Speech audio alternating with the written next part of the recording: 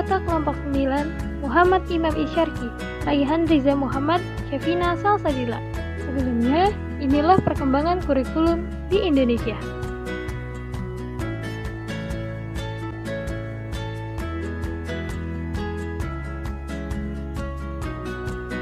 Latar belakang kurikulum tahun 2004. Terdapat beberapa isu yang mendasari penerapan kurikulum berbasis kompetensi ini atau KBK. Yang pertama yaitu masalah mutu pendidikan yang rendah. Yang kedua, masalah keanekaragaman kondisi peserta didik.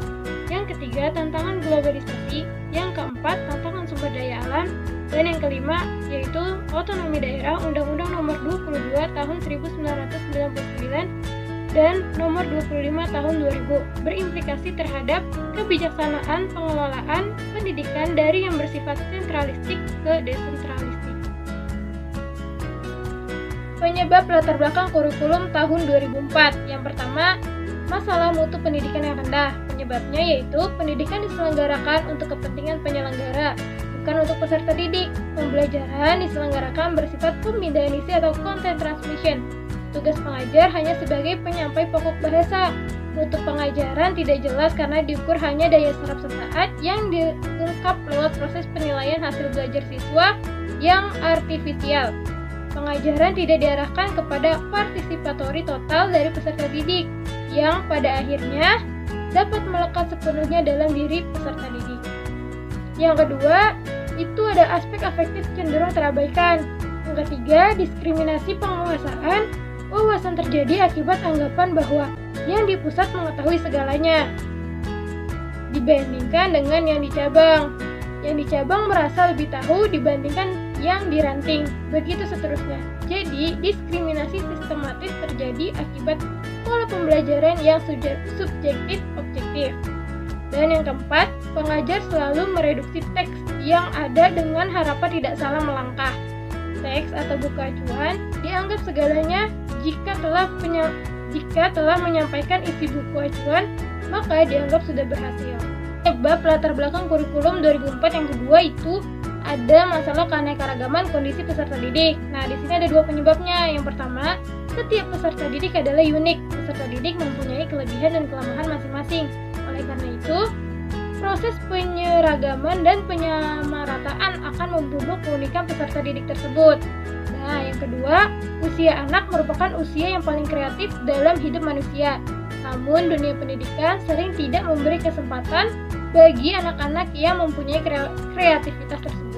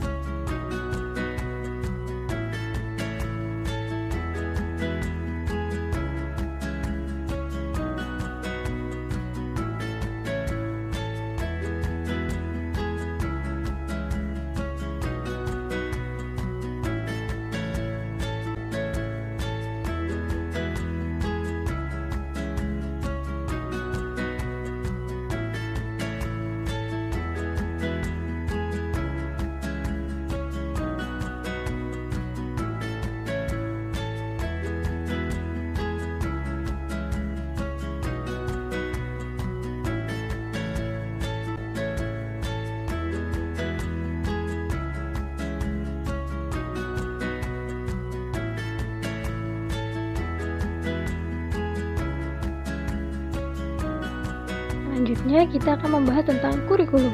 Apa itu kurikulum? Pengertian kurikulum. Yang pertama, menurut Hilda Taba tahun 1962, ia menekankan pada tujuan suatu statement, tujuan-tujuan khusus, memilih dan mengorganisir suatu isi, implikasi dalam pola pembelajaran, dan adanya evaluasi. Yang kedua, menurut Unruh dan Unruh tahun 1984, mengemukakan bahwa kurikulum merupakan suatu rencana untuk mencapai keberhasilan pembelajaran yang di dalamnya mencakup rencana yang berhubungan dengan tujuan, dengan apa yang harus dipelajari, dan dengan hasil pembelajaran.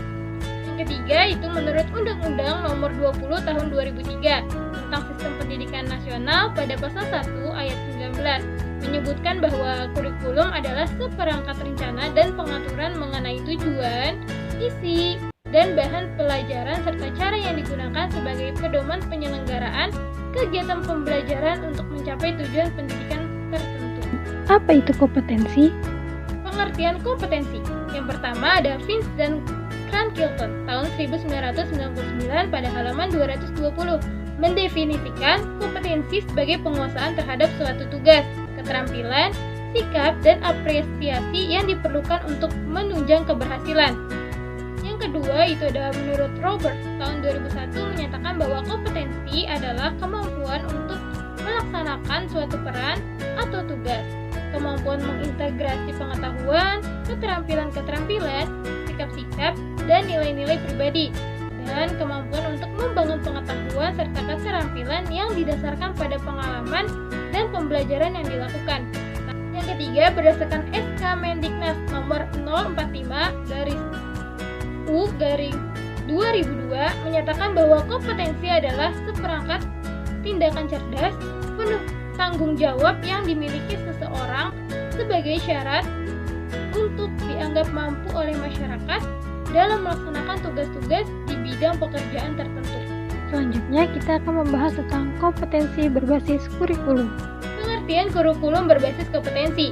KBK atau kurikulum berbasis kompetensi merupakan seperangkat rencana dan pengaturan tentang kompetensi dan hasil belajar yang harus dicapai siswa. Penilaian kegiatan belajar mengajar dan pemberdayaan sumber daya pendidikan serta mengembangkan sekolah menurut Depdiknas tahun 2002.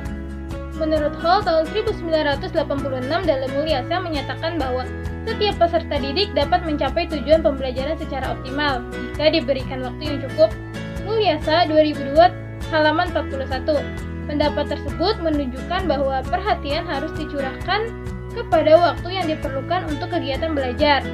Kompetensi apa yang harus dicapai KBK? Kompetensi yang dicapai, menurut Wina Sanjaya tahun 2005 memberikan apresiasi terhadap 4 kompetensi dasar yang harus dimiliki siswa sesuai dengan tuntutan KBK. Yang pertama itu adalah kompetensi akademik, yaitu di mana peserta didik harus memiliki pengetahuan dan keterampilan dalam mengatasi tantangan dan persoalan hidup. Yang kedua, kompetensi okupasional, artinya peserta didik harus memiliki kesiapan dan mampu beradaptasi terhadap dunia kerja. Yang ketiga, kompetensi kultural. Maksudnya yaitu peserta didik harus mampu menempatkan diri sebaik-baiknya dalam sistem budaya dan tata nilai masyarakat. Yang keempat, ada kompetensi temporal, yaitu peserta didik tetap eksis dalam menjalani kehidupannya sesuai dengan tuntutan perkembangan zaman. Karakteristik kurikulum berbasis kompetensi. Kurikulum berbasis kompetensi atau KBK memiliki sejumlah kompetensi yang harus dikuasai oleh peserta didik. Penilaian dilakukan berdasarkan standar khusus oleh peserta didik sebagai hasil demonstrasi kompetensi yang ditujukan oleh peserta didik. Pembelajaran lebih menekankan pada kegiatan individual personal untuk menguasai kompetensi yang dipersyaratkan. Nah, Depdiknas tahun 2002 mengumumkan bahwa kurikulum berbasis kompetensi memiliki karakteristik sebagai berikut. Nah, yang pertama, menekankan pada ketercapaian kompetensi siswa baik secara individual maupun klasikal. Yang kedua, berorientasi pada hasil belajar atau learning outcome dan keberagaman. Yang ketiga, penyampaian dalam pembelajaran menggunakan pendekatan dan metode yang bervariasi. Yang keempat, sumber belajar bukan hanya guru, tetapi juga sumber belajar lain yang memenuhi unsur edukatif. Dan yang kelima, penilaian menekankan pada proses dan hasil belajar dalam upaya penguasaan atau pencapaian suatu kompetensi. Implementasi kurikulum berbasis kompetensi. Implementasi kurikulum berbasis kompetensi atau KBK telah berjalan sejak tahun 2001 pada beberapa sekolah yang dijadikan mini pilot.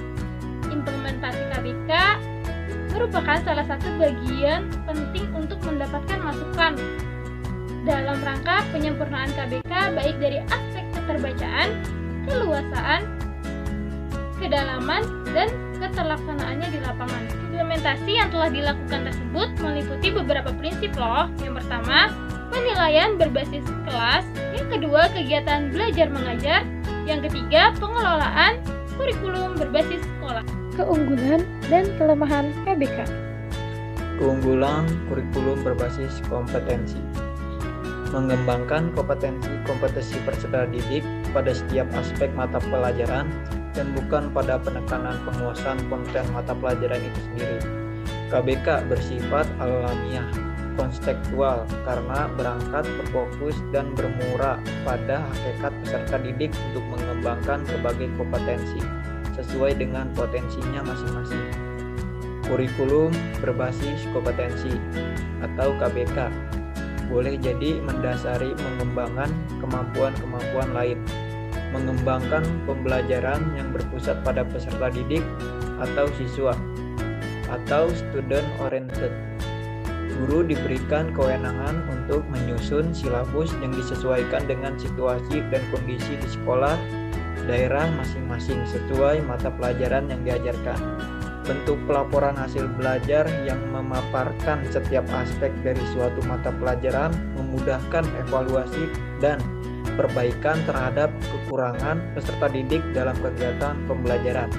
Penilaian yang menekankan pada proses memungkinkan peserta didik untuk mengeksplorasi kemampuannya secara optimal dibandingkan dengan penilaian yang terfokus pada konten. Ada bidang-bidang studi atau mata pelajaran tertentu yang dalam pengembangannya lebih tepat menggunakan pendekatan kompetensi, terutama yang berkaitan dengan keterampilan. Kelemahan kurikulum berbasis kompetensi atau KBK. Dalam kurikulum dan hasil belajar indikator sudah disusun. Padahal indikator sebaiknya disusun oleh guru karena guru paling mengetahui tentang kondisi peserta didik dan lingkungan. Yang kedua, konsep KBK sering mengalami perubahan termasuk pada urutan standar kompetensi dan kompetensi dasar, sehingga menyulitkan guru untuk merancang pembelajaran secara berkelanjutan. Yang ketiga, paradigma guru dalam pembelajaran KBK masih seperti kurikulum sebelumnya yang lebih pada teacher oriented. Lalu yang terakhir, memandang kompetensi sebagai sebuah entitas yang bersifat tunggal. Padahal kompetensi merupakan a complete combination of knowledge, attitude, skill, and values displayed in the context of the performance.